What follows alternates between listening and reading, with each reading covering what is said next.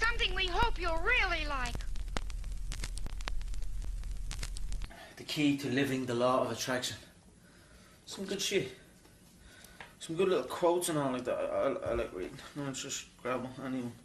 Constant repetition carries conviction. Some good shit, isn't it? We're going to decorate the gym with these. This is what I'm saying. These books are full of them. I really like when I read quotes and shit. I like take from them and just put my own thing to it. Yeah. You know what I mean? Say it in my own way. Say it what way I'm at the scene. Yeah. My name is CONOR McGREGOR and I live in Lucan. And what's your status or what's your profession? I'm a professional MMA fighter with a record of 4-1.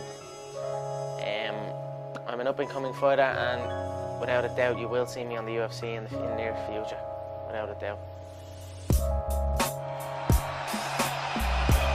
You can have anything you want if you want it badly enough. You can be anything you want to be, do anything you set out to accomplish if you hold to that desire with singleness of purpose. I've always had visions of better. I've always visualized better, and in times of struggle. Like driving down in a banger of a car that I had to push start. I'd be still driving a soft top Bentley around beautiful California in my head. And lo and behold, now I am driving a beautiful soft top Bentley around California. So I always visualized good things. I always visualized victory, success, abundance. I visualized it all and it's all happening. Yeah, I don't just knock them out, I picked around, John. Yeah, I said this, I'm sure you're probably all thinking in your head, this guy is talking absolute dribble. He's not gonna do what he says he's gonna do. You're probably all sitting there thinking that. But now here we are again, and I done what I said I was gonna do. I feed off this, I love this stuff. This is what gives me energy. Saying I'm gonna do something, putting it out there for the world to see, and then going out and doing it. There's no better feeling in the world than that, and it's as easy as that. Say what you're gonna do, and go and do it. I knew I was going to be the person to bring martial arts to the public eye. And now it's happening. You know what I mean? There's two things I've learned from these past 7 months. Number one is that hard work pays off. And number two is that dreams come true. And that's what's happening. It's a beautiful feeling when preparation meets opportunity. You know, nothing is impossible. You know what I mean? You can achieve anything. I'm gonna continue going on this journey, and if the title shot is next, I will take it. If not, at the end of the day, I already feel like that is mine. I already feel like that belt is mine. So eventually, one by one, I will get every single one of them until there is no one left, and then I will decide what to do from there. But the belt is already mine, I feel.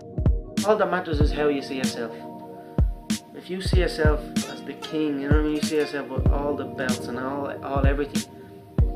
And no matter what no one else says, as long as you see that and really believe in it, then that's what's going to happen. Who can tell you otherwise? Who says what way you see things? Who says what you see out of your eyes? I saw myself in that light. I saw myself as the number one. You know, I saw myself as the champion. Even before anyone else did. I just kept that in my head. I mean, that's just the way it is. It's 24/7 in my head. I always think about it. I'm always doing. I don't do anything else.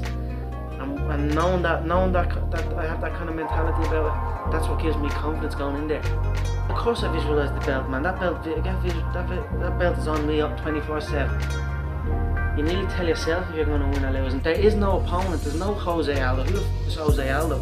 There's no one. You're against yourself. I believe in myself so much that nothing is going to stop me.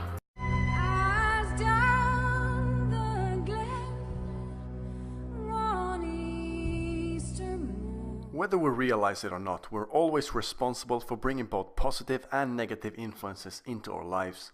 Understanding where you choose to place your focus is a key part in the law of attraction and will have a huge impact in how your life will plan out. CONOR McGREGOR is well aware of this and has optimized his surroundings and environment to enhance his chances of becoming successful. Again, I just listen to the people that are close to me, listen to my family, listen to my friends, listen to my team, and then that's it. Nobody else exists. Absolutely nobody else exists. I'm just tunnel vision on this path, and anyone that tries to come in and steer me away from it, I don't know what it is, but they just go then, you know, I just end up getting rid of them or something, you know what I mean? But make a conscious effort into eliminating habits or people that will attract negativity into your life. Surround yourself with like-minded people who are also eager to improve and become better versions of themselves. You are simply a product of your environment, and you have the ability to create and form your own day-to-day environment. I seem to be I can be a product of my environment, you know what I mean? If I'm in with the wrong crowd, I just kind of become wherever, you know what I mean? So that's why I like to be isolated, and that's why this has helped me coming out here and being locked in an apartment on my own, building back up my leg, going from rehab to home to rehab to home, because there was no outsiders. It was isolation, it was visualization, it was motivation, and it was dedication. There was nothing else going on in my life, you know what I mean? It needs to be like that. It needs to be no outsiders. It needs to be, you need to have your team and your focus, and that's it. I don't need friends that aren't involved in this game, or that aren't on the same path, you know what I mean? Because it doesn't make sense. The law of attraction encourages you to see that you have the freedom to take control of how your future develops, shaping it in the way you choose. Word for word, you said, I felt when we stared down, I felt his right hand was twitching, which was a subtle tell for me. He is ready to unload that right hand, and I feel that could be a downfall for him. If he lets that right hand go, I will not be there. I simply enter the way I enter, and that is enough. They either overextend or they shrink away, but either way it is not good for them. I will create traps and dead space inside that octagon, and I will walk him into that dead space, but all of a sudden he will be in danger.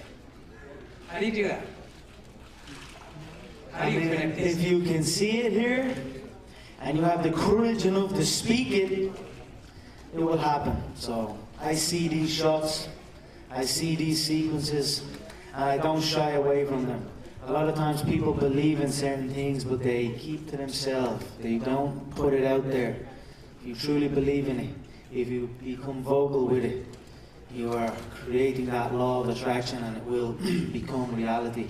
I knew he would overextend, and I knew I'd catch him. So Mystic Max strikes again. You can start living and thinking in a more optimistic way that is specifically designed to attract even more positive events and experiences. What did your man say about the last time, your man Gary Cook? Because I couldn't hear. Oh. But I heard you saying Ireland. Well, what did he say? He said he predicts they will be back there within the next 18 months. Wow, I was thinking sooner than that.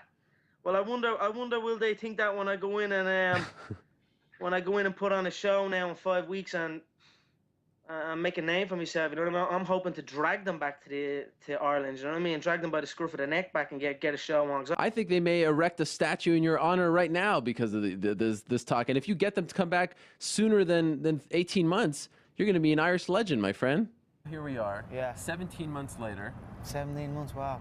And we're standing right in front of the arena that you said. Did I give a number now? Well, here's the interesting thing. On that same show, on that episode, the MMA Hour, Gary Cook said it would be 18 months. All right. You did it in 17. Wow, that's phenomenal. I remember that episode very, very well. You know, that was the first time I ever spoke. That's phenomenal. That is right there, yeah. And now here we are, in front of that arena. You know, if you have a clear picture in your head of something is going to happen, and a clear belief in that it will happen no matter what, then nothing can stop it. You know what I mean? It is destined to happen, and that's what happens. You know what I mean? It's perfect. You can really start using the law of attraction to its full potential when you begin to understand that it can be used in subtle ways every minute of the day. You will start to become more mindful of your own thoughts, and it helps you discover what you should keep or remove from your own mind. You will get pulled into an obsession that will keep you on your path of becoming whatever you want. I kept doing it, and then it's an addiction. Then it took over. Then everything else blacked out around it. You know what I mean? And now there's nothing else that matters to me. I don't know about nothing else. I can't, like I said, I was talking at that press conference, I don't really watch films or TV or that.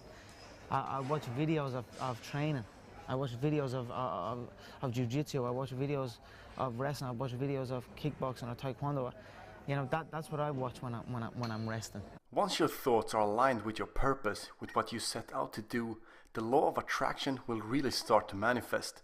Free up any doubts you have and clearly and vividly visualize and feel like you're already in possession of what you want. Could you ever have envisioned what you're going through today? I had to envision it, because if I didn't, I wouldn't be here. So not only did I envision it so much, so clearly and so precisely in my head that I'm here now. So I envision it. Feel and visualize how it feels to be there and to have that. Just like use my imagination, like a kid would use his imagination. I was basically just using my imagination, driving a little my girlfriend's car, a little Peugeot 206, and I was driving that, shaking down the road, and I visualized that. And I swear to God, sitting in the traffic and all, I visualized. I'm sitting here holding the steering wheel, visualizing a brand new car and visualizing good things in times of struggle.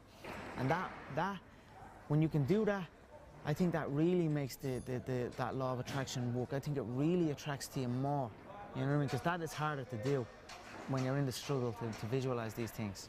Once you're in the habit of continuously visualizing what you want, be grateful for everything that you already have, even if you don't have much. Gratitude is a powerful tool that will make you feel abundant, and you will start to attract more good things. And while Gratitude is one of the most strongest forms of power in attracting good things. You know, if you truly feel grateful for the things in your life, I always felt grateful for even the small things. I always used to celebrate the small things. Now I might be celebrating the bigger things, but I always celebrate every little good thing that would happen to me in my life, even before I had any kind of money or any of that. I would celebrate and I would feel grateful for it, and it just gave me more. And this is exactly the same thing that's happening right now. I still remain grateful, and more comes. Showing gratitude will attract more positivity into your life, while simultaneously closing out negative events or occurrences. And just appreciating the surroundings. I think it's important that you put a conscious effort into appreciating your surroundings, you know what I mean? That's what I do with this place. I absolutely love this city. And even, you know what, I was thinking a lot about Norman Park yesterday after that thing happened, where he was saying about Northern Ireland, and it's a disgrace, and it's this and it's that.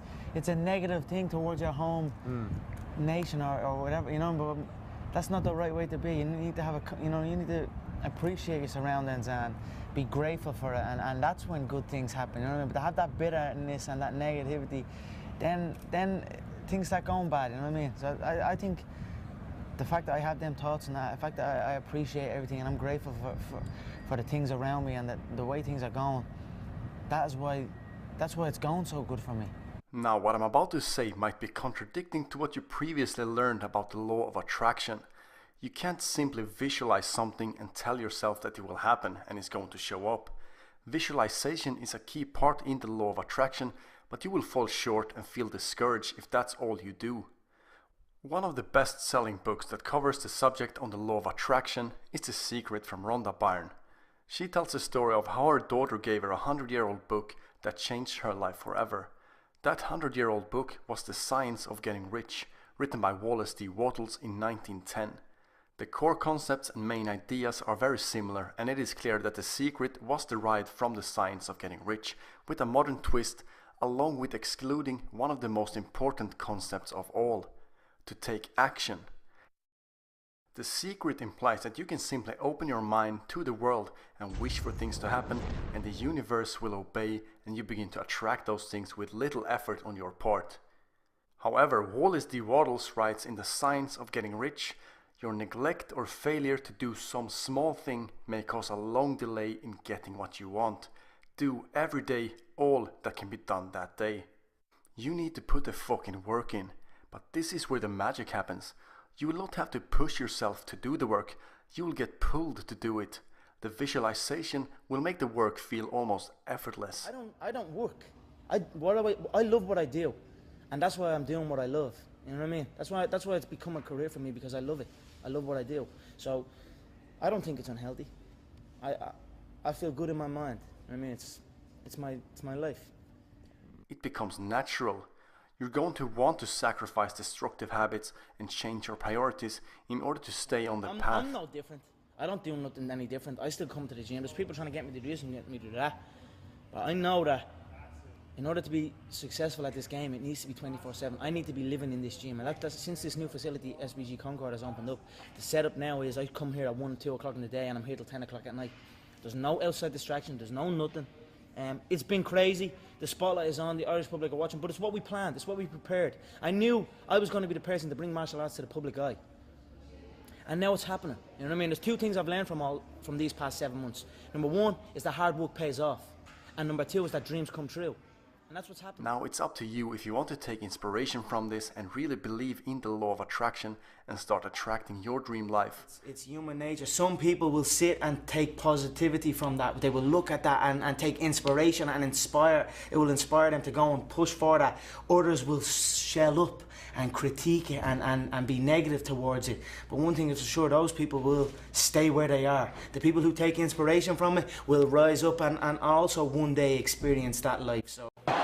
Undisputed UFC featherweight champion of the world, the notorious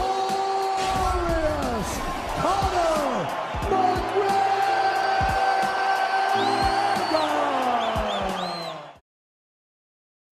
I have been feeling like the UFC world champion since the day I arrived here. Did you have faith maybe back then that your time would come and that you would be able to explode onto the scene as you had? If I didn't, it wouldn't have happened. So I had to believe in it, I had to feel it, I had to have faith in it for it to happen. So you're damn right I did. I can do what I've been dreaming of doing, giving back to the people who have given so much to me. I just wanted to give it back and help out and just do that. And just, my mother and father are still young. Now they have their feet up, they can relax, they are in a new place, so it's good. That's something I always dreamed of. I always visualized what giving would feel like, giving to people who have given to me, what that would feel like. I always dreamed of just showing up one day and be like, here. And that would always give me like good feelings. You have a clear, if you have a clear picture in your head of something is gonna happen, and a clear belief in that it will happen no matter what, then nothing can stop it. You know what I mean? It is destined to happen, and that's what happens. You know what I mean? It's perfect. I feel to be at the pinnacle of any game, in any whatever you do, you've got to be a little bit gone to it. You're not all there. You've got to be almost insane to your craft. Not a lot of people can understand that. That's why I don't know about nothing else. I do not pay attention to nothing else. When I was a kid, I used to always visualize stadiums and like, even when I was playing football, I'd kick the ball against a wall and I'd pretend I scored a goal and I'd run off and I'd be raising my hand and visualizing an arena full of fans. And that was something I'd done as a kid out on my own. I like just running around kicking the ball. So I always had these visions of something, but I just didn't know what it was. I think it's important that you put a conscious effort into appreciating your surroundings, you know what I mean? That's what I do with this place. I absolutely love this city. You know, you need to appreciate your surroundings and be grateful for it, and that's when good things happen, you know what I mean? But to have that bitterness and that negativity, then things start going bad, you know what I mean? So I think the fact that I have them thoughts and the fact that I appreciate everything and I'm grateful for the things around me and the way things are going, that's why it's going so good for me. It's crazy how things just form, dreams just form into reality. This is the law of attraction. I mean, you have to, in the struggle, you know, when things are going good and you visualize these good things happening, you visualize more good things happening, that's easy.